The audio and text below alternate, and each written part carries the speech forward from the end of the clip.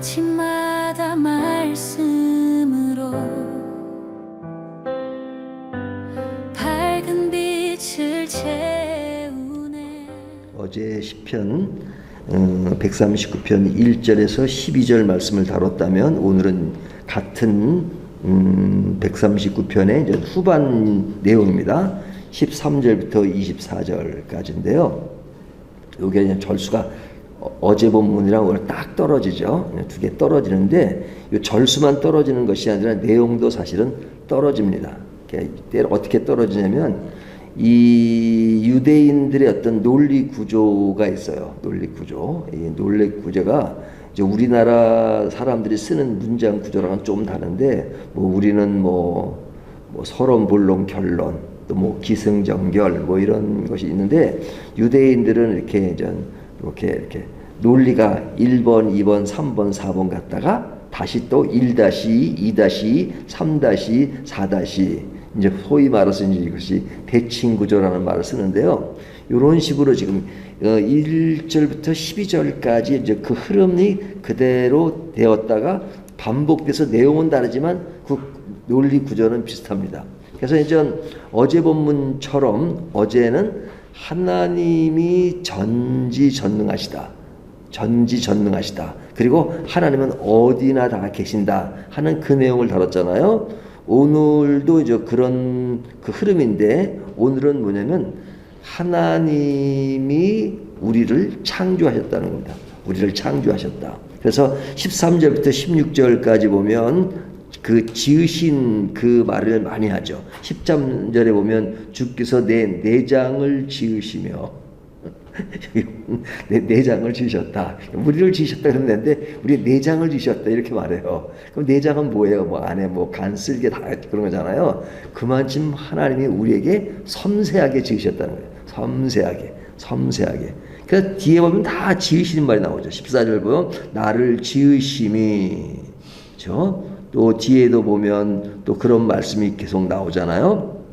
그러니까 하나님은 우리를 지으시되 태중에서부터 나를 지으신 하나님이다.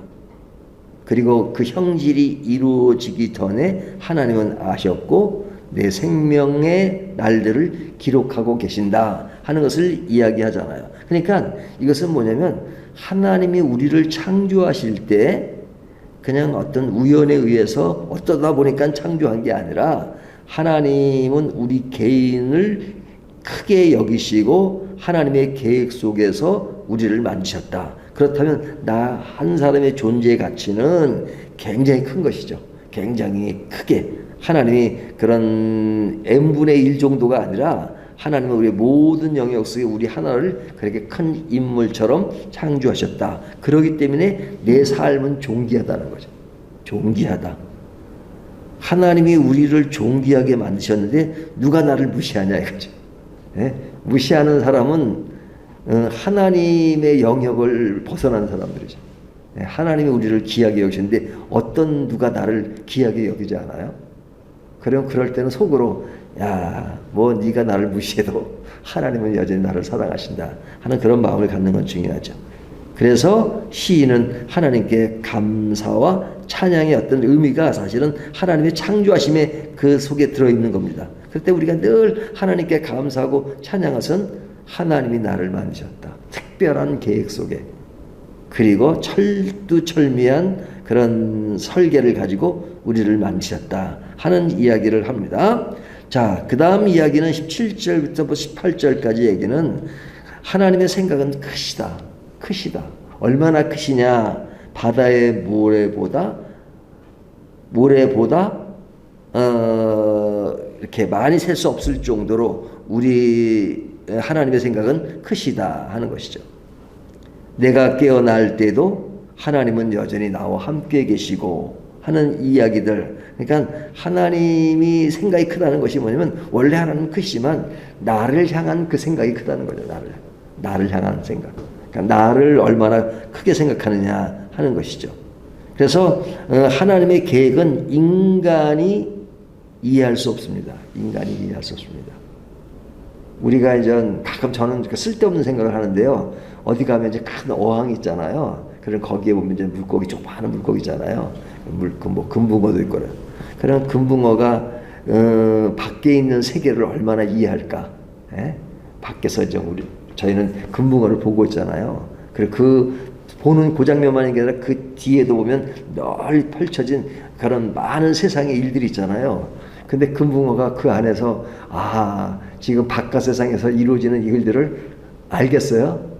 자기들 세계에서 그 안에서 먹고 하는 것이 전부인 줄 알겠죠. 그 생각하면 우리의 인생이 사실은 금붕어처럼 그 세계에 매몰돼 가지고 고개 단 줄 알지만 그 바깥 세계가 엄청 크다는 걸 모를 수 있겠구나. 그 세계는 하나님의 영역 속에 들어있는 세상, 우리가 손에 잡히는 것, 눈에 보이는 것이 전부인 것처럼 알지만 눈에 잡히지 않고 눈에 보이지 않는, 손에 잡히지 않고 눈에 보이지 않는 그 세계가 엄청 크다는 걸 모르잖아요.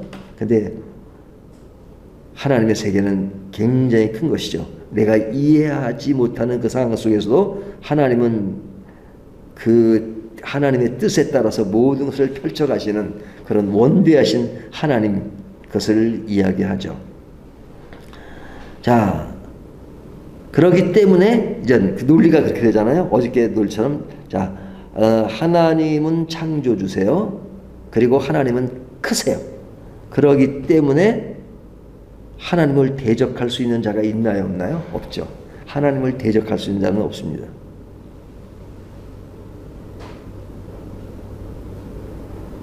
그래서 하나님을 사랑하는 자는 악을 미워하고 하나님께 충성할 수밖에 없죠. 왜 하나님께 충성하냐? 하나님 우리를 만드셨고 다 아시는데.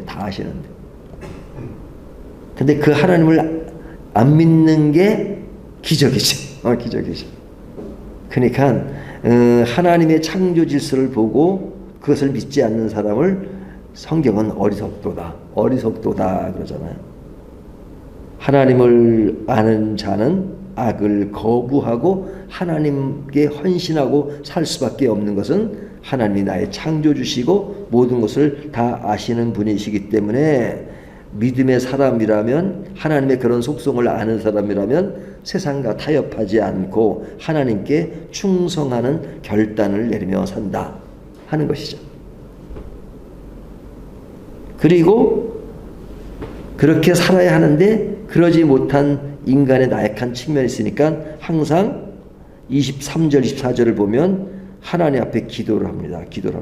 하나님, 내가 이렇게 부족한 인간입니다. 자기 성찰을 위해서 기도하고, 그리고 하나님은 나를 살피시고 내 마음을 아시고, 그러니까 하나님, 나를 시험하사 내 뜻을 아옵소서라고 기도할 수 있는 것은 뭐냐면 모든 것은 하나님께 맡길 수밖에 없는 거죠. 하나님께 맡길 수밖에 없는. 하나님께 맡긴다는 게 참 쉽지가 않아요.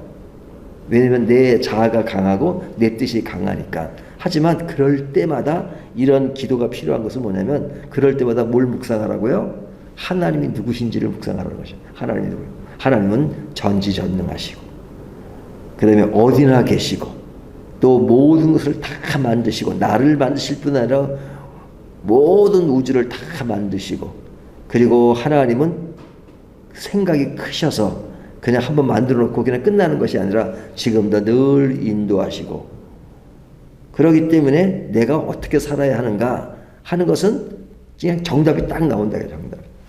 그 정답은 오직 하나님 앞에 나설 수밖에 없다. 그래야 인간이 제대로 살 수 있는 길이다. 그러니까 하나님 앞에, 그런 크신 하나님 앞에 늘 앞에 나와서 예배하면서 하나님, 나의 부족함을 이끌어 주시고 인도해 주십시오 라고 말할 수 있는 것은 인간이 가지는 아주 그런 종교성이라기보다는 당연히 그래야 된다. 당연히.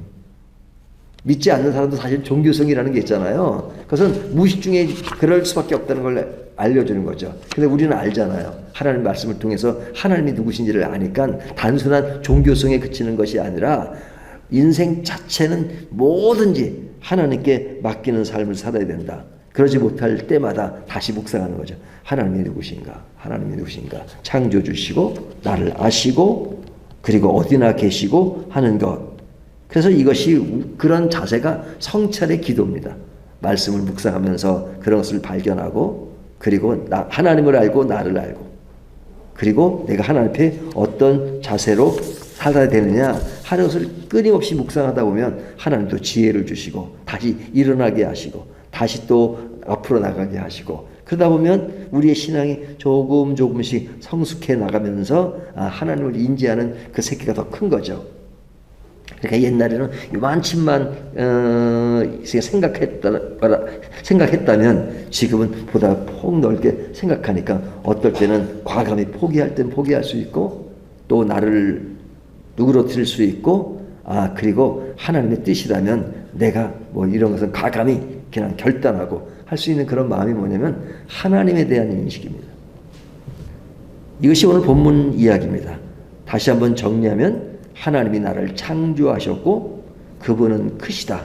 그렇기 때문에 우리는 악을 거부하고 선이신 하나님을 따라가 충성할 수 있고 그런 내 삶의 구조와 흐름을 가지고 있기 때문에 나는 늘 하나님을 묵상하고 자기 성찰을 하면서 살아간다.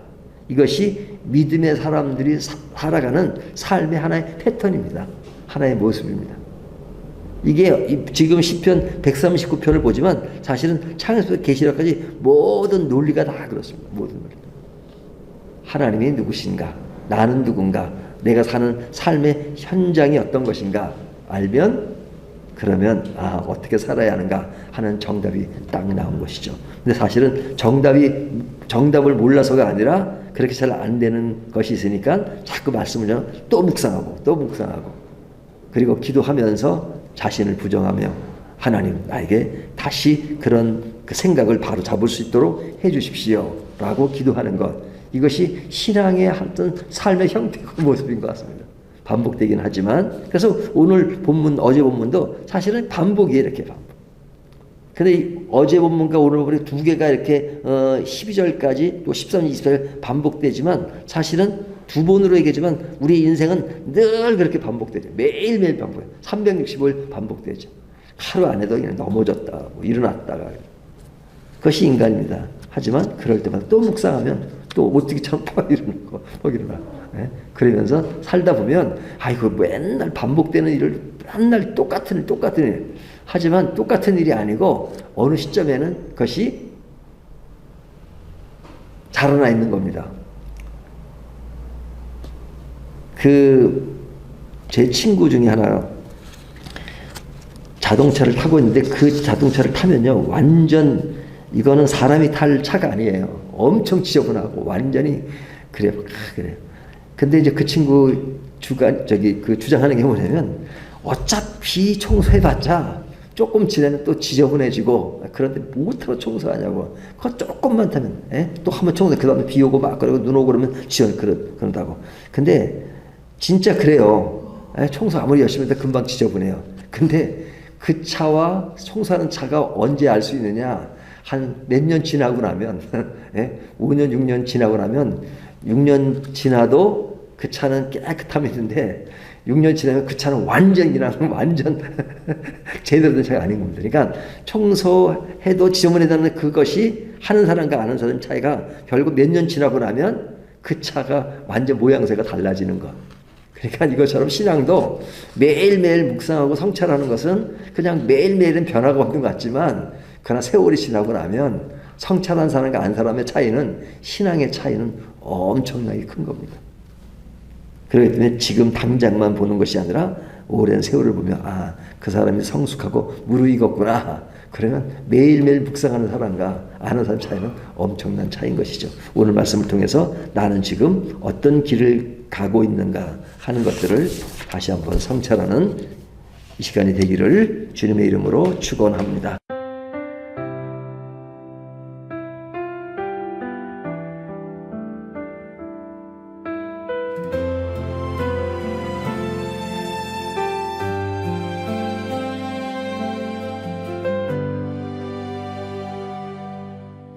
아침마다 말씀으로 밝은 빛을 채우네.